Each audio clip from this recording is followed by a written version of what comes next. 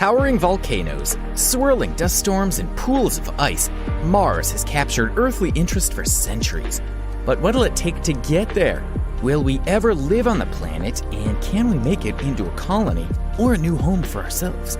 In this video, we'll find out what it takes to conquer the red planet. Pause for a minute, take a closer look at the planet we live on, and you'll realize it's truly terrifying. I know what you're thinking. Oh, it's not so bad. There's electric cars, amazing vacation spots, and of course, Netflix. Yeah, all that's great, it truly is. But while those are some amazing things we could ever ask for, there's also a dark side to Earth. When you look at evolution on Earth, 99.9% of all life forms have gone extinct.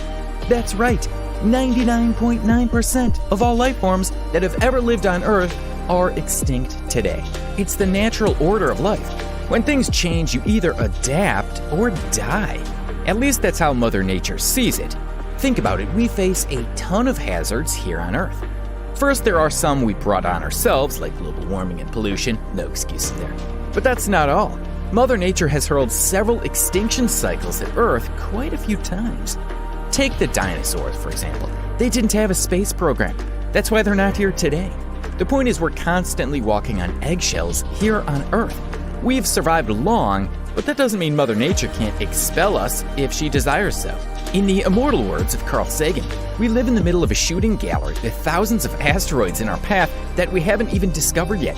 So let's be at least a two-planet species as a backup plan. If we're going to ensure our survival, we need an insurance policy. A backup plan should anything ever happen to Earth. A lot of arguments have sprung up as to how to protect ourselves best. On one side, some people think the best way is to stop polluting the Earth and stop global warming in its tracks. The second and more radical option is just up and leave. If there's a possibility that the Earth could give up on us at some point, wouldn't it be best to get our stuff and leave before we become unwelcome guests? Only if there was a neighborhood planet somewhere that could house us. That's where Mars comes in. Recently, a lot of attention has gone into the red planet and our dream of making it our new home. The only problem is that those dreams involve a poisonous, tenuous atmosphere, inhospitable cold, and lots of red. Still, we have to ask, will we ever make it? Will we ever conquer Mars? If you ask Elon Musk, you'll get a definite yes, especially since he's spending a truckload of money trying to get to the red planet. Here's the thing though, Mars isn't exactly a bus trip away. Some things stand in our way. Let's check out a few of them. Before we move on, leave a like on this video. Smash that subscribe button and hit the notification bell to be the first watching new episodes. Gravity doesn't know when to give up. Pick up an object and throw it. Do it. It's an experiment. Do it for science. Notice how far the thing goes before it falls to the ground. Let's try that again. This time, pick it up and throw it harder. It went further, didn't it? Get this, the reason the object didn't move as far as you thought you could throw is a little something called air resistance.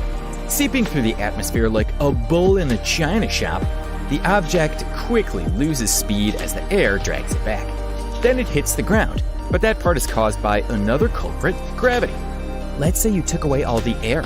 Our object might travel further than it did when there was air, but it would still hit the ground in the same amount of time. That's because gravity works in the down position. It doesn't care about sides. As far as gravity is concerned, it makes no difference whether you throw it with all your strength or lazily drop it. Get it? The harder you throw, the more speed it has and the farther it'll go before inevitably hitting the ground.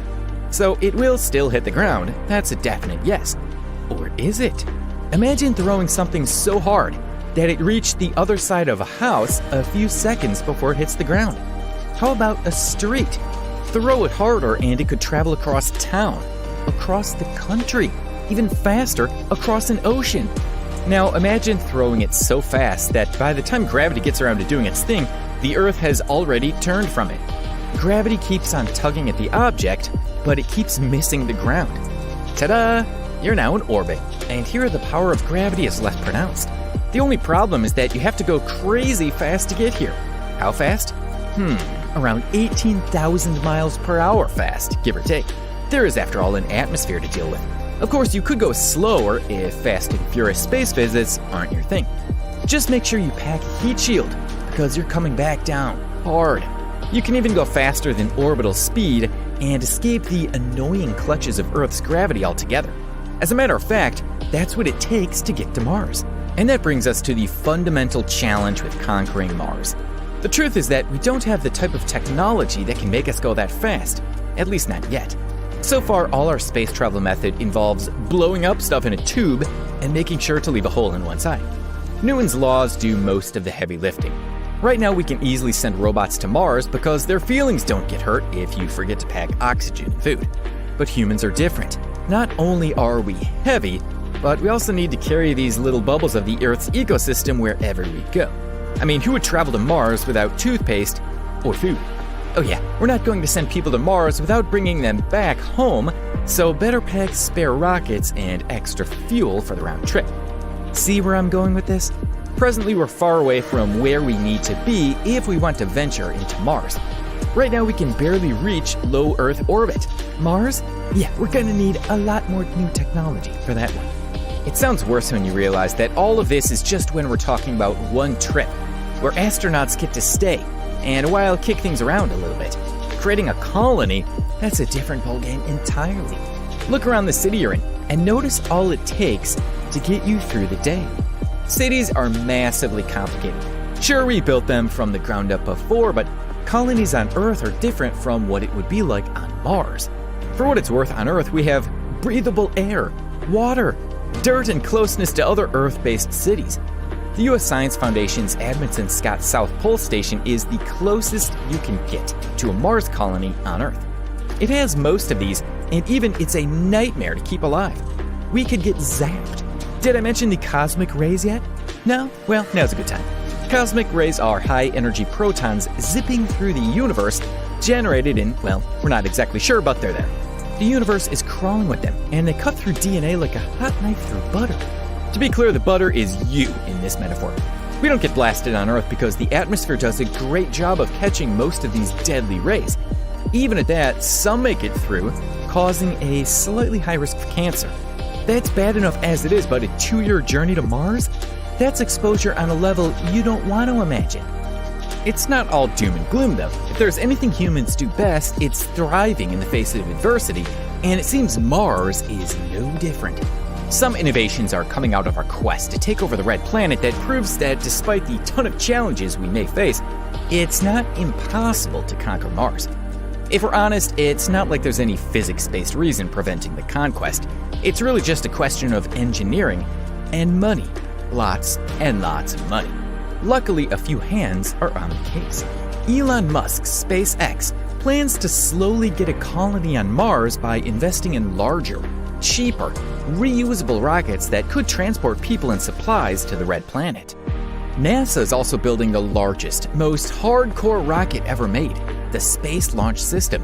With this bad boy, we could send all sorts of stuff into space, including, you guessed it, a crew, and eventually a bunch of people to colonize Mars. Awesome, right?